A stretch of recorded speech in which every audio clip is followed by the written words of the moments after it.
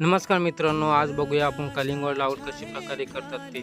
आपण सर्वात प्रथम 6.5 फुटावरती बेल पाडून घेतलेले. त्यामध्ये आपण अक्षय सीड ह्या कंपनीचं कोहिनूर व्हरायटीचं सीड आपण लावलेलं आहे. त्यामध्ये आंतरपीक म्हणून पपईसुद्धा घेतली आहे. तर बघूया कशी लागवड करतात आंतरपीकमध्ये.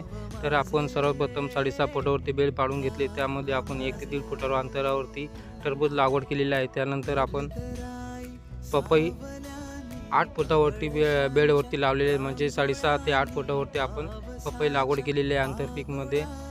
त्यानंतर आपण अक्षय सीड हे आपण टरबूज लावलेलं आहे. त्याच्यानंतर आपण कोहिनूर त्यामध्ये आपण निवडलेलं आहे वाण.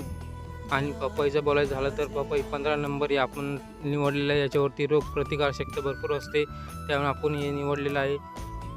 अशी शेतीविषयक व्हिडिओ माहितीसाठी मित्रांनो आपलं शेतीविषयक चॅनल आत्ता सबस्क्राईब करा, लाईक करा, मित्रांनो व्हिडिओ शेअर करा.